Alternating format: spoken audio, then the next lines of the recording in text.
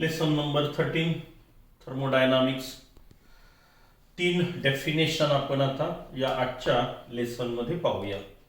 अतिशय महत्त्वाच्या ज्यावर आधारित प्रॉब्लेम पण असू शकतो.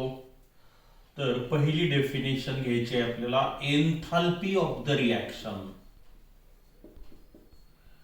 Enthalpy of the reaction. रिएक्शनची एन्थाल्पी कशाला म्हणायचं? थोडक्यात हा चेंज इन एन्थाल्पी आहे. आता रिएक्शनची एन्थाल्पी म्हणजे नेमकं काय? रिएक्शन आहे म्हणून मी इथे सफिक्स मध्ये ट्रायंगलच्या समोर आर लिहितो. मग आता हे एन्थाल्पी ऑफ द रिएक्शन, रिएक्शनची एन्थाल्पी. एक रिएक्शन आहे A plus B, it gives B. Let the enthalpy of the reactant is HA and the enthalpy of product is HB. मग A पासून B मध्ये पदार्थ रूपांतरित होतो, A चं रूपांतर B मध्ये होतं. मग अशा वेळेला या रिएक्शन मध्ये एक तर बाहेरून एनर्जी घेतल्या जात असेल म्हणजे एंडोथर्मिक रिएक्शन, किंवा एनर्जी बाहेर पडत असेल म्हणजे कोण? Exothermic reaction. मग या रिएक्शनचा डेल्टा एच कसा राहील? हा enthalpy of product minus enthalpy of the reactant. मग यालाच आपण एन्थाल्पी ऑफ द रिएक्शन किंवा याला मी हीट ऑफ द रिएक्शन असं पण म्हणेल. एन्थाल्पीला पर्यायी शब्द कोणता आहे? Heat. Heat of the reaction म्हणा याला, किंवा एन्थाल्पी ऑफ द रिएक्शन. म्हणजेच काय झालं बघा बरं आता याच्यावरून. It is the difference in between the enthalpies of the product and reactant. Product ची एन्थाल्पी मायनस रिएक्टंट ची एन्थाल्पी, दोघांचा डिफरन्स. ती बाहेर पडत असेल तर मायनस येईल, ऍब्सॉर्ब होत असेल तर ते प्लस येईल. मग यालाच तुम्ही एन्थाल्पी ऑफ द रिएक्शन किंवा हीट ऑफ द रिएक्शन असंही म्हणू शकता. Heat of the reaction. पण आता सध्या हा शब्द वापरला जातो, पण हाही वापरला तर बिघडत नाही. It is the difference in between the enthalpies of the product and reactant. मग हा डेल्टा एच आहे. It is the change in enthalpy और एन्थाल्पी चेंज. बरोबर? Enthalpy change of a chemical reaction और enthalpy change of enthalpy of product and enthalpy of reactant, or it is the difference in between the enthalpies of the product and enthalpies of the reactant at given temperature and pressure, and every substance in the reaction is present in a definite physical state called as a enthalpy of the reaction. मूळ व्याख्या ही एवढीच आहे, difference in between enthalpies of the product and reactant. प्रोडक्टची enthalpy minus रिएक्टंटची enthalpy जे येईल त्याला म्हणायचं एन्थाल्पी ऑफ द रिएक्शन. पण at given temperature and pressure, किती टेम्परेचर किती प्रेशरला ही रिएक्शन घडली ते, तर शक्यतो आपण हे 1 ऍटमॉस्फेरिक प्रेशर आणि 298K टेम्परेचर अशाला काढतो, त्याला स्टँडर्ड म्हणण्यात येईल नंतर. पण कोणतेही टेम्परेचर, फिक्स टेम्परेचर प्रेशर असेल तर याला मी एन्थाल्पी ऑफ द रिएक्शन असं म्हणतो. मग डेफिनेशन बघा बरं काय झाली. It is the change in enthalpy of the product and reactant. काय आहे enthalpy of the reaction? It is the change in enthalpy of the product and reactant at given temperature and pressure, किंवा at definite temperature and pressure, and every substance in the reaction is present in a definite physical state called as a enthalpy of the reaction और heat of the reaction. किंवा तुम्ही असंही म्हणू शकता, हे जर नसेल तर अगदी सोप्या भाषेत, it is the difference in between the enthalpies of product and reactant. त्याच्याऐवजी it is simply the amount of heat evolved or absorbed during the reaction.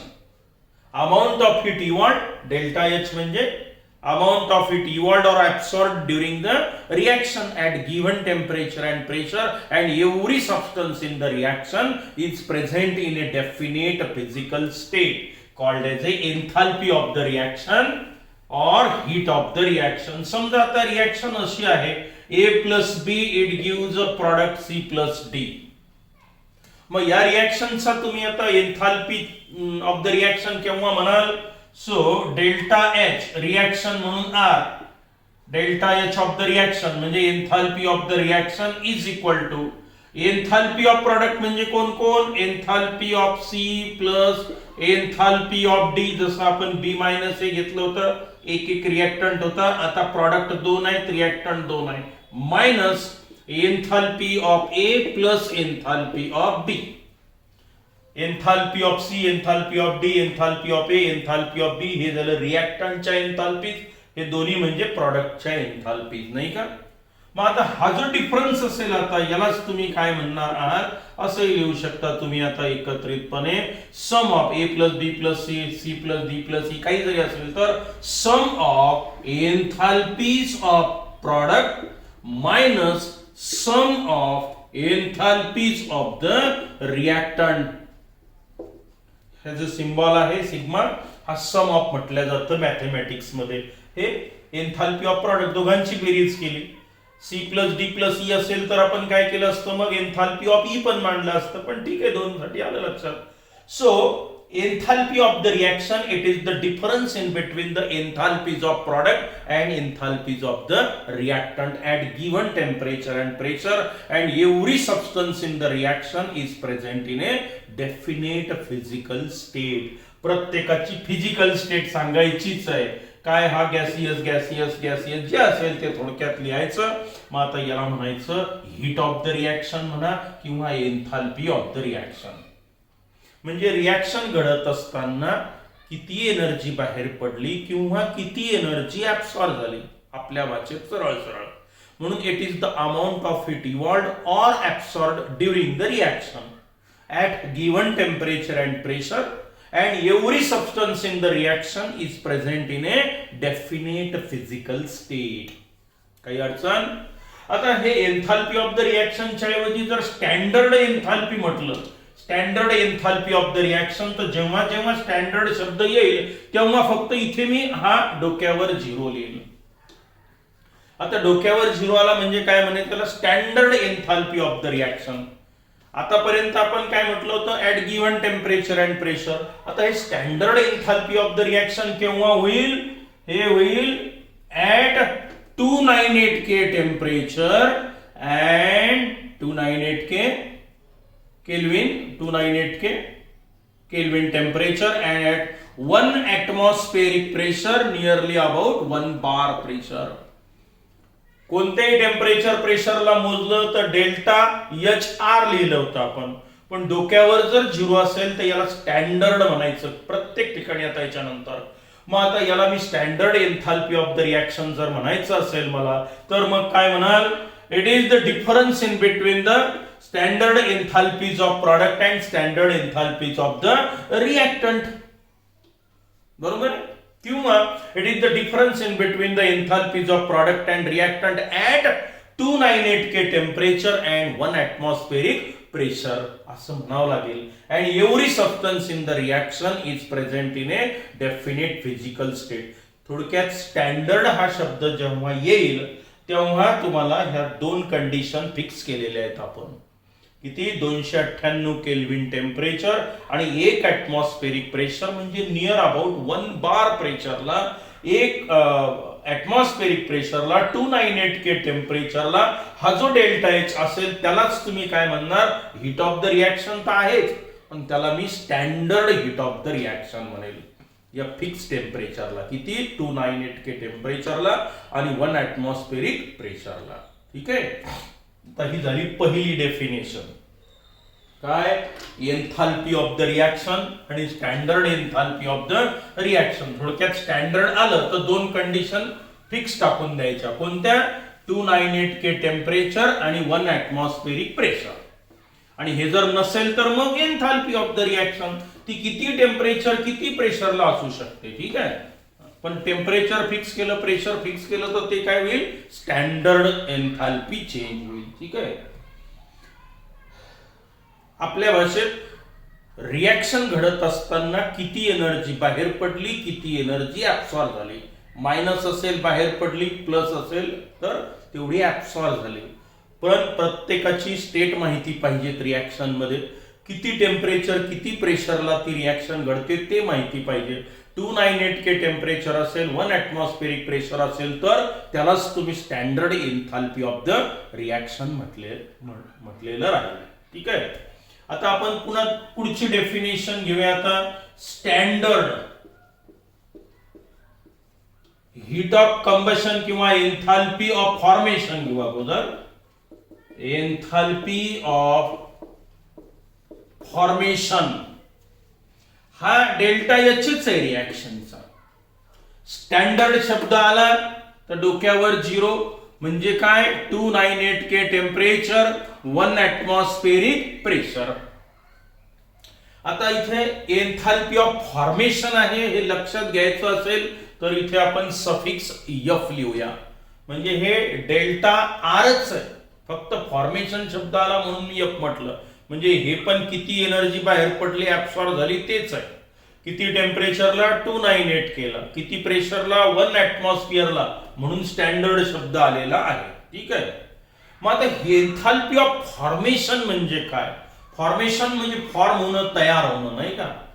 मग जेव्हा 1 मोल पदार्थ त्याच्या इलिमेंट पासून, मूलद्रव्यापासून तयार होतो या टेम्परेचरला, या प्रेशरला, हे घडत असताना जी एनर्जी चेंजेस होतात, जी एनर्जी बाहेर पडते किंवा ऍब्सॉर्ब होते, त्याला म्हणायचं आहे तुम्हाला standard enthalpy of formation.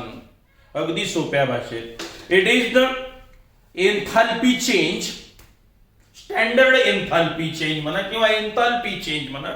Standard enthalpy change, delta H म्हणजे enthalpy change. Standard enthalpy change when 1 mole of the substance is formed from its element, is formed from its element in its standard state, in its standard state called as a standard enthalpy of formation. Standard शब्द आल्यामुळे मी हे दोन घेतलेले नाही, कारण already standard शब्दामध्ये ते आलेले आहेत. पुन्हा पहा definition.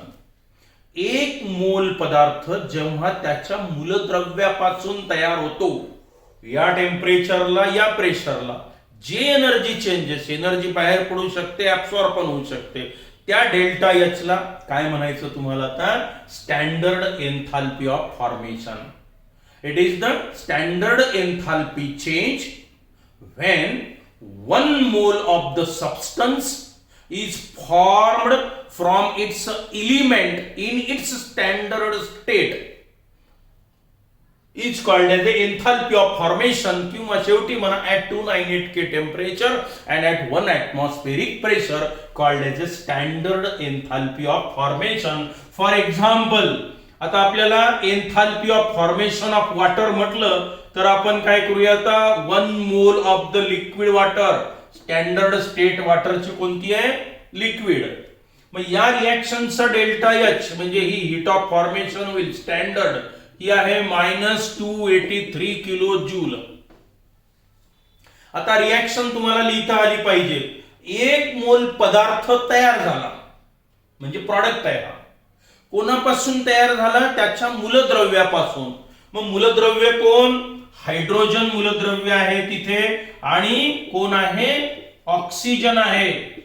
Oxygen O2 gaseous state, hydrogen gaseous state, 1/2 O2, कारण आपण O लिहित नाही याचा, तो मॉलिक्युलर स्टेट मध्ये असतो O2, आणि त्याच्या अर्धा म्हणजे 1 ऑक्सिजन. 1/2 O2 म्हणजे 1 ऑक्सिजन आणि 2 हायड्रोजन ऍटम म्हणजे 1 मॉलिक्यूल, आणि हा अर्धा मॉलिक्यूल म्हणा.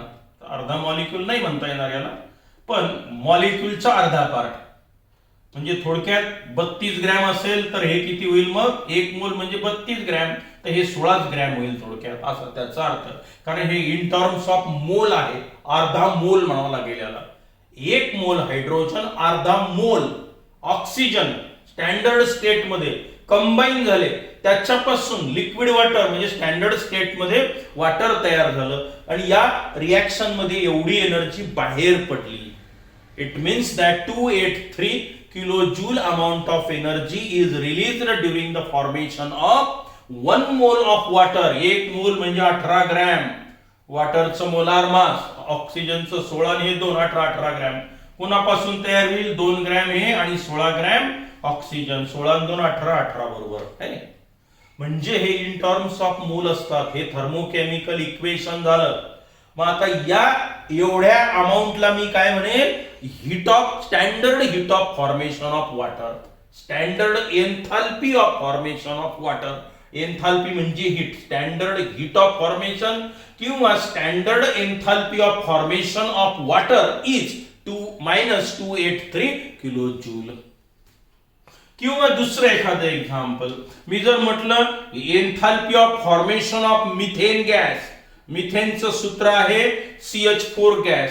या रिएक्शनचा डेल्टा एच स्टँडर्ड स्टेट मध्ये म्हणजे 298 के टेम्परेचर 1 ॲटमॉस्फेरिक प्रेशर हे -74.8 किलो जूल पर मोल लिहिलं तरी चालतं, नाही तरी चालतं. आता पहा एवढी एनर्जी बाहेर पडून राहिली मिथेनच्या फॉर्मेशन मध्ये. आता कोणापासून तयार करायचे आपल्याला, हे त्याच्या मूलद्रव्यापासून. मग मिथेनचे मूलद्रव्य कोण, स्टँडर्ड स्टेट मध्ये कार्बन सॉलिड स्टेट मध्ये असतो TiCH2 गॅस. बघा आता ही झाली पूर्ण reaction. 1 mole of methane is formed from its element in its standard state at 298 temperature 1 atmospheric pressure and this is the enthalpy of standard enthalpy of formation of methane. मिथेनचं formation झालं. हे काही अडचण. मग आता ही डेफिनेशन पहा, लक्षात आले का तुमच्या. स्टँडर्ड एन्थाल्पी ऑफ फॉर्मेशन म्हणजे काय, अगदी सोप्या भाषेत it is the change in enthalpy म्हणजे डेल्टा एच, म्हणजेच किती एनर्जी बाहेर पडली, ऍब्सॉर्ब झाली. पण केव्हा, when 1 mole of the substance is formed from its element in its standard state at 298 K temperature 1 atmospheric pressure called as a standard enthalpy of formation. ठीक आहे. म्हणजे हे स्टँडर्ड एन्थाल्पी ऑफ फॉर्मेशन, 1 मोल पदार्थ त्याच्या इलिमेंट पासूनच तयार व्हायला पाहिजे. बरोबर आहे. आता समजा असं नाही होणार, मी जर म्हटलं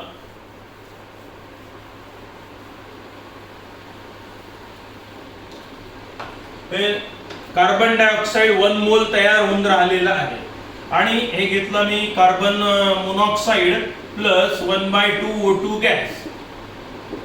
आता याला मात्र तुम्हाला स्टँडर्ड एन्थाल्पी ऑफ फॉर्मेशन म्हणता येणार नाही. का म्हणता येणार नाही, 1 मोल पदार्थ तयार झाला पण तो त्याच्या इलिमेंट पासून तयार झाला का, कार्बन मोनॉक्साइड इलिमेंट नाहीये, पदार्थ आहे. मग अशा रिएक्शनला तुम्हाला काय म्हणावं लागेल, standard enthalpy of the reaction जी असेल ती -393 किलो जूल. पण आता ही हीट ऑफ फॉर्मेशन होणार नाही, ही standard enthalpy of the reaction म्हणावं लागेल.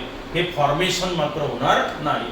मग हे फॉर्मेशन केव्हा होईल माहिती आहे का, नाही याचा डेल्टा एच जो आहे की नाही तो आय थिंक पहिली स्टेप दुसरी स्टेप 283 किलो आहे मायनस. हे केव्हा होईल, carbon dioxide is formed from carbon solid plus oxygen gas CO2 gas. Delta formation H0 is equal to -393 kilo joule. आता मात्र हे झालं तुमचं एन्थाल्पी ऑफ फॉर्मेशन. 1 मोल पदार्थ त्याच्या इलिमेंट पासूनच तयार झाला पाहिजे. हे आहे का, म्हणजे याला तुम्हाला स्टँडर्ड एन्थाल्पी ऑफ फॉर्मेशन म्हणता येणार नाही. ठीक आहे. याला म्हणता येईल कारण इथे इलिमेंट पासून तयार झालं स्टँडर्ड स्टेट मध्ये. मग हा फरक पडला. Standard enthalpy of formation it is the change in enthalpy किंवा standard change in enthalpy when 1 mole of the substance is formed from its element in its standard state. ही झाली व्याख्या. बरोबर आहे.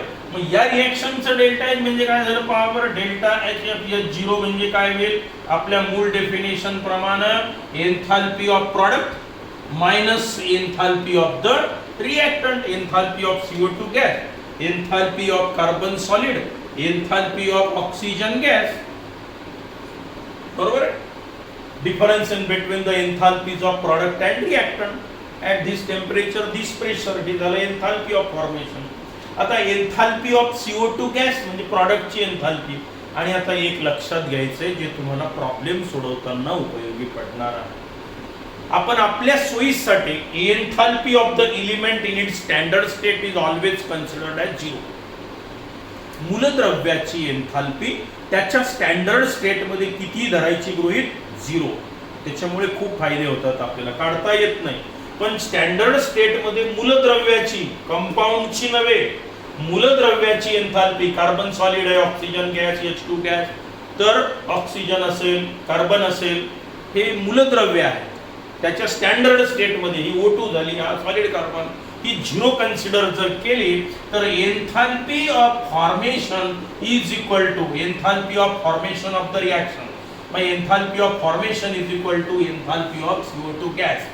मग या एन्थाल्पी ऑफ CO2 काढता आली तुम्हाला. पदार्थाची एन्थाल्पी आपण काढू शकत नसतो, पण आपण असं ठरवलं आता की एलिमेंटची एन्थाल्पी स्टँडर्ड स्टेटमध्ये झिरो जर कन्सिडर केली तर बघा enthalpy of formation of carbon dioxide किती आहे? Enthalpy of formation of carbon dioxide, 1 mole carbon dioxide gas तयार होत असताना एवढी एनर्जी बाहेर पडते, ती म्हणजेच काय त्याची एन्थाल्पी झाली. पहा एन्थाल्पी ऑफ CO2 म्हणजे या रिएक्शनचा डेल्टा एच किती झाला? तो -393 किलो जूल. मग याच्यानंतर मी enthalpy of formation of the substance, sorry, standard enthalpy of formation of a substance is equal to the standard enthalpy of that substance. हे इथे प्रूव्ह होतं, कारण जिथे जिथे हीट ऑफ फॉर्मेशन येईल तिथे तिथे डाव्या बाजूला प्रत्येक वेळेला मूलद्रव्यच राहतील. का बरं? 1 mole of the substance is formed from its element.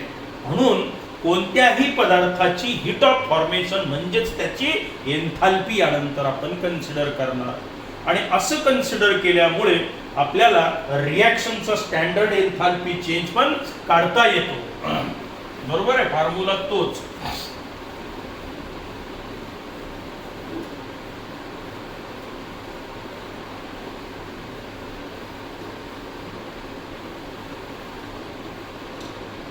बघा आता एक रिएक्शन आहे, A gaseous state plus B gaseous state, it will use C gaseous state, D gaseous state, कोणतेही स्टेट असो, स्टँडर्ड स्टेट जी असेल ती.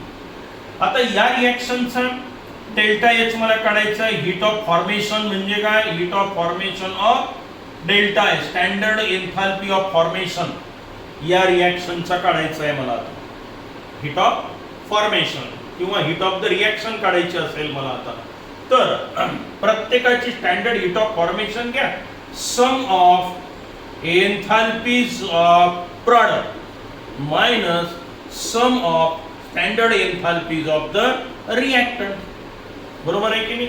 So delta H delta F H0 standard enthalpy of formation of this reaction is equal to, आता पहा हे काय होईल? Sum of enthalpies of product म्हणजे standard enthalpy of carbon solid plus standard enthalpy of D gas, हे झालं प्रॉडक्टची enthalpy, minus काय होईल? रिएक्टंटची enthalpy, standard enthalpy of A plus standard enthalpy of B. आता हे पदार्थ आहेत म्हटलं, एलिमेंट आहे असं नाही म्हणत मी, पदार्थ आहे, सबस्टन्स आहे. मग एखाद्याची एन्थाल्पी म्हणजेच त्याची कोण? Heat of formation. आता सिद्ध केलं होतं आपण. म्हणजेच तुम्हाला असं म्हणता येईल आता की standard change in enthalpy of formation of the reaction is equal to, हे काय होईल आता?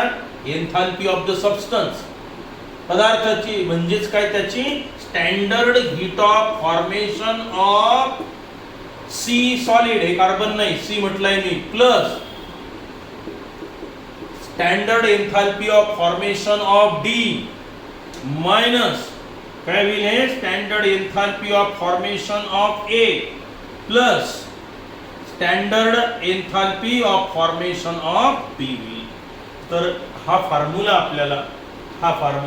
आपल्याला कशासाठी उपयोगात पडणार आहे? प्रॉब्लेम सोडवण्यासाठी. Delta H is equal to sum of enthalpies of formation of the product minus sum of delta F H0 of the reactant, हा तो फॉर्म्युला.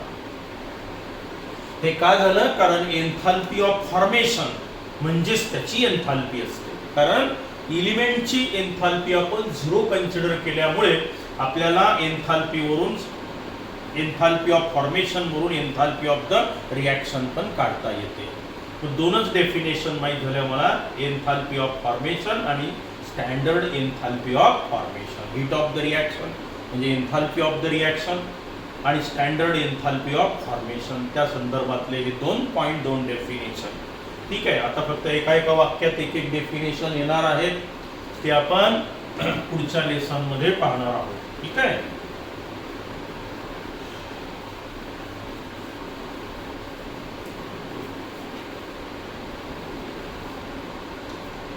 ठीक आहे. लेंथ वाढेल, पुन्हा व्हिडिओची पुरे करतो.